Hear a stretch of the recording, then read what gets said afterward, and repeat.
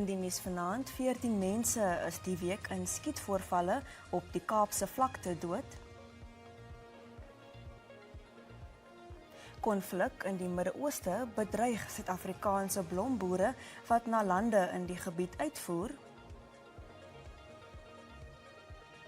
En die Blitsbokke hoop op 'n derde agtereenvolgende oorwinning in New York.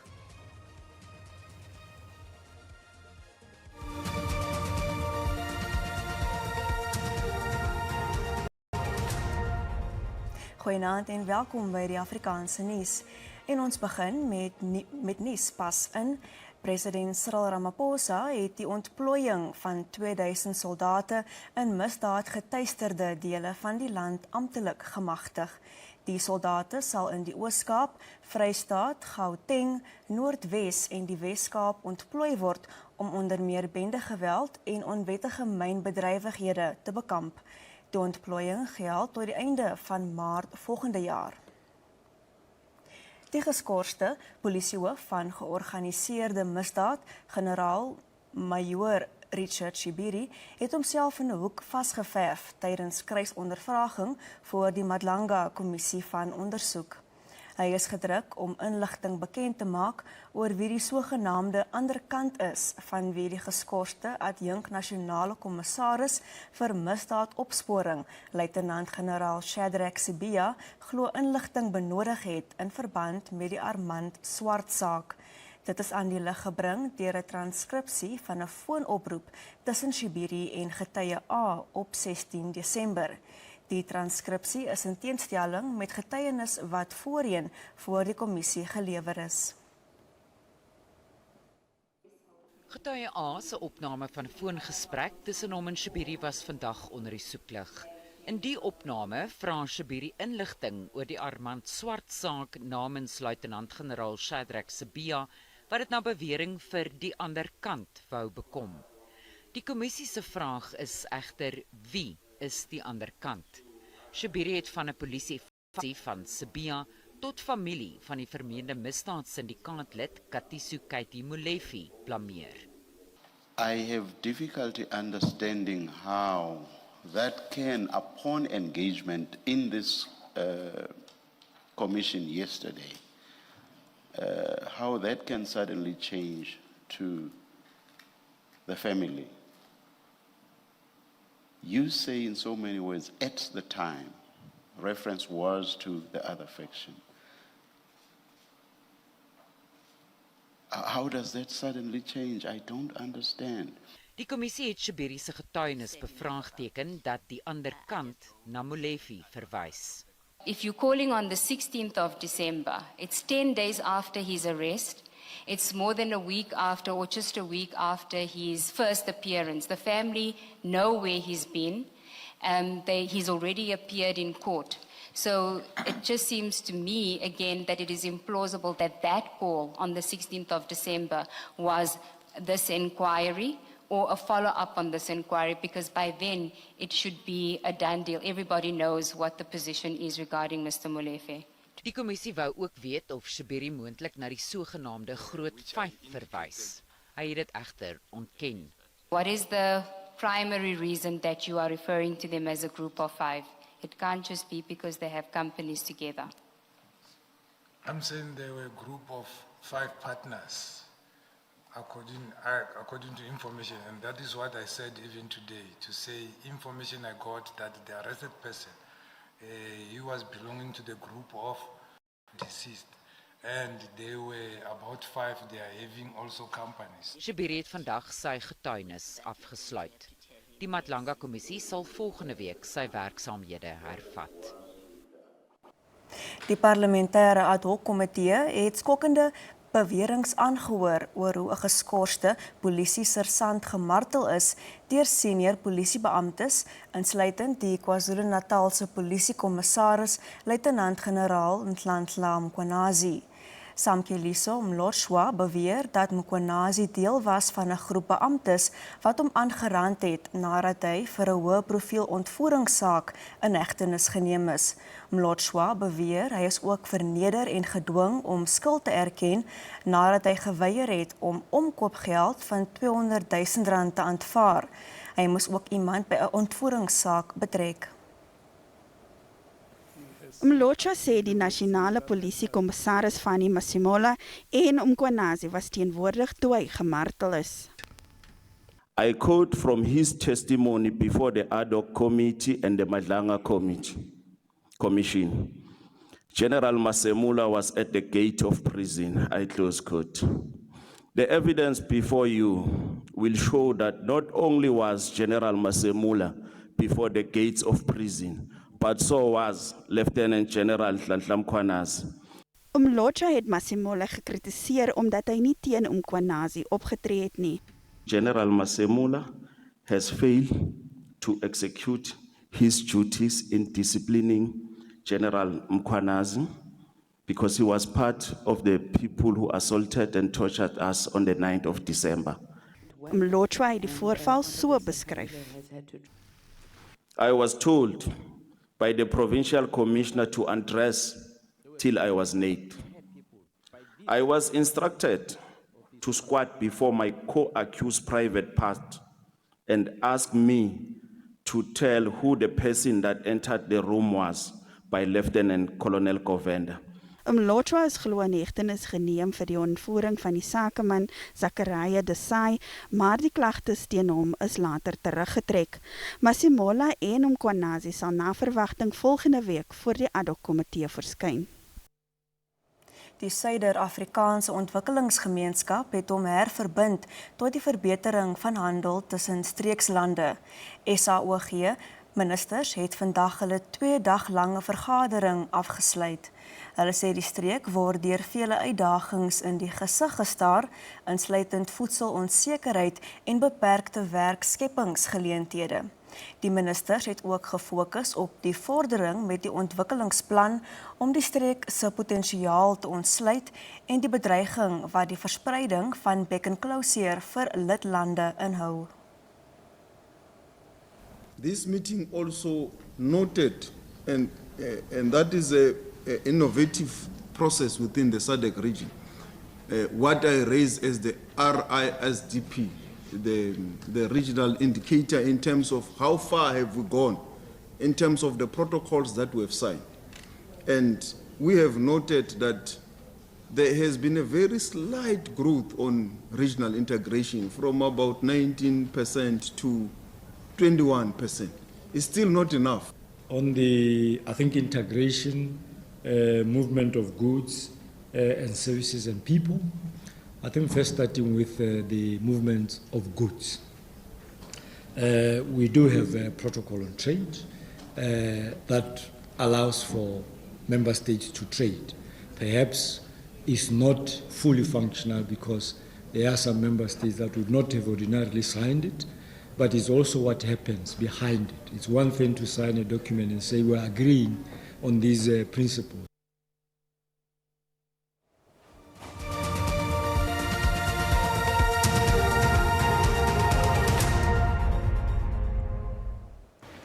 Die VSA het sy sanksies op die aankoop van olie- en petroleumprodukte uit Rusland tydelik opgehef. Dit sal lande toelaat om die olie tot 12 April te koop wat weens die Midde-Oosterse konflik nie ter see vervoer kan word nie. Die Amerikaanse regering sê die besluit is geneem om globale energiemarkte te stabiliseer wat deur die aanvalle van die VSA en Israel op Iran in chaos gedompel is. Die prys van Brent-olie het na die aankondiging effens teruggesak nadat dit vroeër vandag teen meer as $100 per vat verhandel het. Die Oekraïense president Volodymyr Zelensky het die stap betreur en gesê dit is nie in belang van vrede nie. IJsland en Nederland het deklarasies ingedien om in te gryp by Suid-Afrika se saak teen Israel by die internasionale geregshof. Dit bring die lande wat aansoek gedoen het om deel te neem aan die verrigtinge op 18 te staan. Die twee lande het aansoek gedoen ingevolge artikel 63 van die Hof se statuut wat lande wat ondertekenaars van 'n verdrag is toelaat om in te gryp om hulle interpretasie van die verdrag voor te lê. Die saak, wat in Desember 2023 deur die regering ingedien is, beskuldig Israel daarvan dat sy optrede teen Palestynë in Gaza strydig is met sy verpligtinge ingevolge die Volksmoordkonvensie. En nou terug na ons hoofstorie.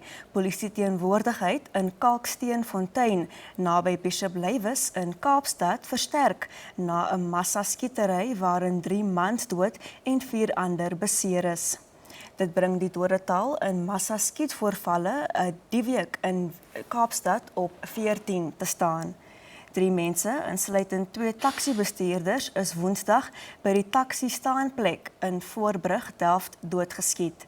Dinsdag is 3 mense by Rocklands in Mitchells Plain en 4 by 'n taverne in Harare, Khayelitsha afgemaai. Die skietvoorval by Kalksteenfontein is vermoedelik bendeverwant. Onder die oorledenes was 2 bejaarde mans. Die Bishop Lywes Misdaadvoorkomingsforum sê die polisie misluk in sy taak om misdaad doeltreffend te bestry. At this stage, we cannot say whether there is an internal war, but all signs are there that there is definitely something brewing. Obviously, we don't know. It could be instructions from somewhere for whatever reasons we don't know. But there's definitely something going on because things that are happening within our community is very concerning. Die Kaapse Misdaadkrisiskoalisie sê die gewelddadige misdaad en massaskietvoorvalle is georganiseerde misdaad teen die gemeenskap. 4 mass shootings in 1 week is not normal crime. It is organized violence against communities on the Cape Flats. Until we dismantle the gang networks and the illegal gun economy behind them, these massacres will continue.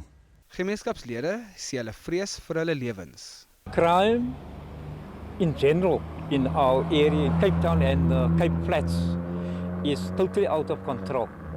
And the contributing factor is poverty and unemployment.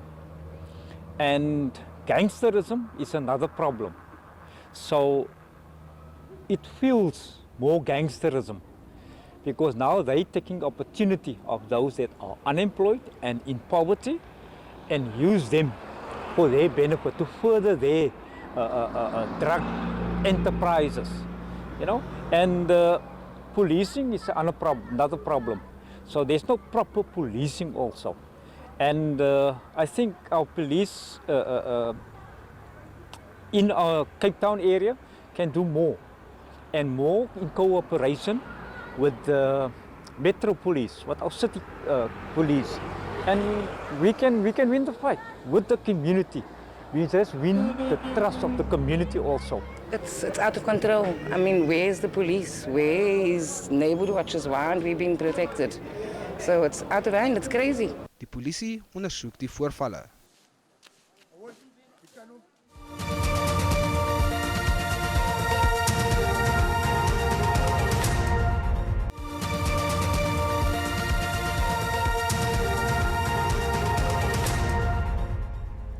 Die blombedryf van Suid-Afrika begin die impak van die konflik in die Midde-Ooste voel. Die landbousektor berei voor vir 'n moeilike seisoen indien die krisis voortduur. Volgens die Landbousakekamer sal beesvleis en vrugte-uitvoerders na daardie streek die swaarste getref word.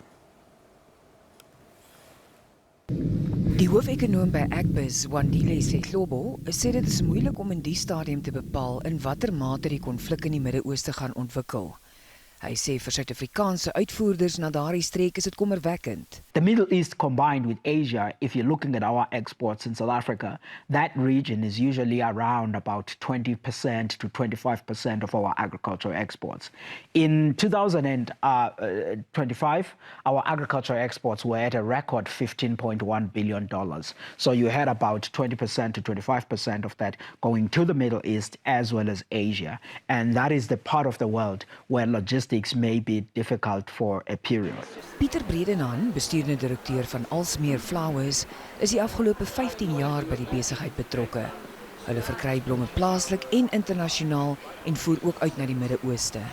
Our Middle East business basically stopped. Financially, it's quite a big impact because in winter time, it's quite a lot of our business that we sent out to the Middle East, and with that being taken away, it's got quite a financial knock on us. I haven't been through a war, so I'm not sure what to expect. Everybody talks about it won't be that long, but I mean, how can you pinpoint that? Volgens Slobo is verskepingskostes ook aan die toeneem sedert die VSA Israel-oorlog met Iran begin het. Oliepryse het aanvanklik tot byna $120 per vat gestyg, voordat dit tans tot ongeveer $90 per vat gedaal het.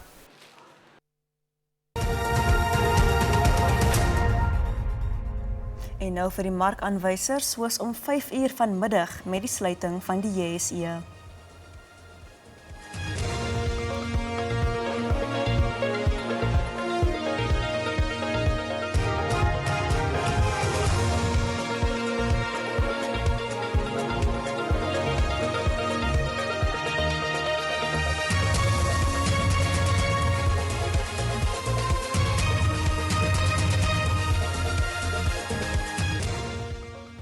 En die blitsbokke is gereed vir die New York Sevens net hierna.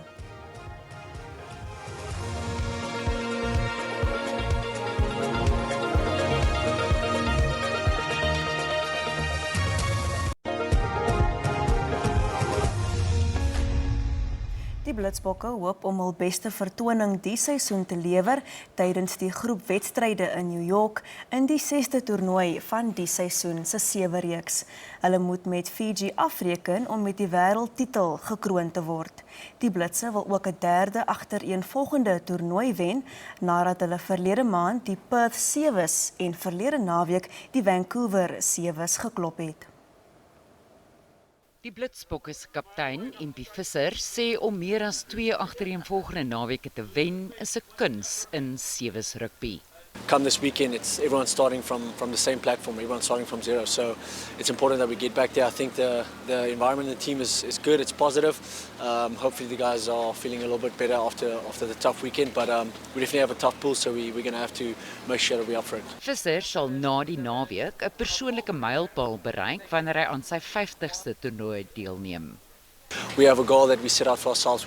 We want to go win this league, and that is our focus. And for myself, it's just to focus on my job and make sure that I lead the team well. Om in New York te kan deelneem is vir van die spelers se onwerklike droom wat waar word. Looking at movies growing up and all that, you always see the New York skyline and all the movies from Hollywood that get shot in here, and now to be able to stand here. It is a little bit cold, as you can see. It's starting to snow at the moment, but it's an exciting weekend for all of us. Die Blitsbokke kom Saterdag teen Nieu-Seeland, Frankryk en Australië te staan.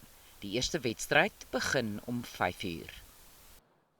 En die Protea vroue maak gereed om die naweek hulle ou aardsvyande Nieu-Seeland te pak in die volgende witbalreeks. Die vroue speel Sondagoggend in die eerste van 5 T20 wedstryde in Mount Maunganui. Die twee spanne sal ook kragte meet in 3 internasionale eendagwedstryde. Die laaste keer wat die Proteas teen Nieu-Seeland gespeel het, was in 2024 in die T20 Wêreldbeker in Dubai. Die Kiwis het toe met 32 lopies geseëvier om die trofee vir die eerste keer omhoog te hou. Volgens die Suid-Afrikaners het baie intussen verander. Last time we played New Zealand, obviously World Cup final, which is pretty heartbreaking for us. And yeah, like I said, it's been a while since we've been here, so playing them in their backyard is never going to be easy. But I think we still come off a really good series against Pakistan. So I know they've just been off a high as well against them. So yeah, it's going to be really good for two big teams to be playing each other in here as well. So it's going to be really exciting. Die kragmeting teen Nieu-Seeland begin net voor 4:00 Sondagoggend Suid-Afrikaanse tyd. En dit is al van die Afrikaanse nuusspan tot môre aand. Totsiens.